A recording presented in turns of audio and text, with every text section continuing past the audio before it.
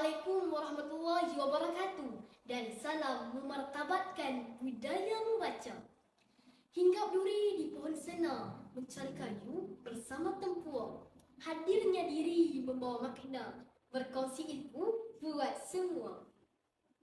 Nama diberi Muhammad Nasrul Fayyad bin Muhammad Naim dan saya berumur 13 tahun.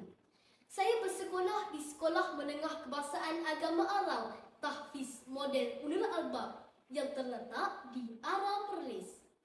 Hobi saya ialah membaca buku dan bermain bola sepak, manakala cita-cita saya pula ingin menjadi seorang pensyarah.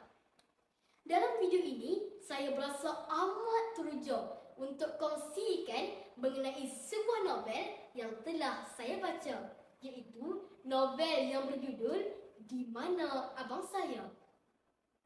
Dalam novel ini terdapat banyak isi menarik. Jadi, ayo kita dengarkan.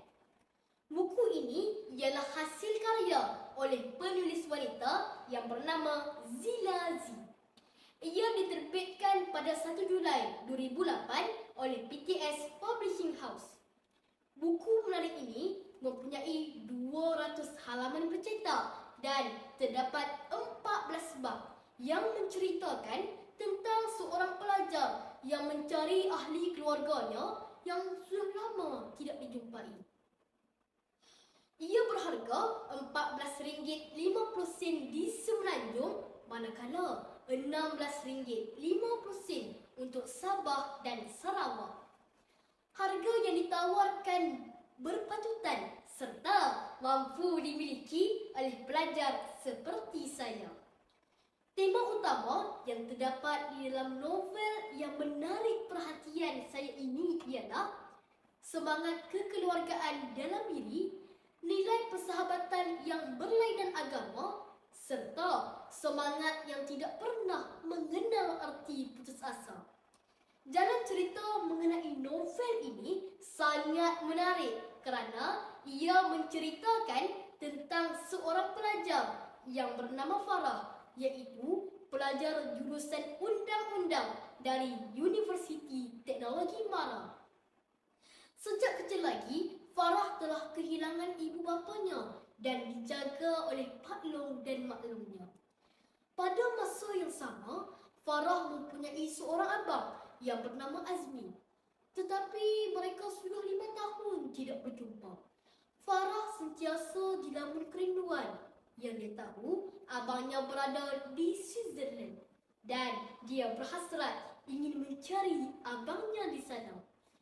Walaupun Pak Long dan Mak Long rasa berat hati ingin melepaskan anak buah kesayangan mereka ke bumi asing, namun mereka tetap berharap dan memanjatkan doa agar Farah berjaya menemui abangnya. Sehinggalah Farah memenangi hadiah wang tunai apabila cerpennya memenangi tempat pertama. Berbekalkan RM10,000, Farah ke Switzerland. Pencariannya bermula. Farah bertekad tidak kembali sebelum bertemu dengan abangnya. Pelbagai rintangan dan halangan yang ditempuhi oleh Farah semasa berada di Switzerland. Antaranya, dia kehilangan dompet, hampir lemas ketika terjatuh di dalam tasik, serta berjumpa dengan pelbagai orang yang mencurigakan. Oleh kerana nekat dan usahanya ingin mencari abangnya Azmi, segala halangan tersebut tak diendahkan. Usahanya ini bagai mencari jarum yang hilang di celahan rumput. Sehinggalah Farah bertemu dengan Stephanie dan keluarganya.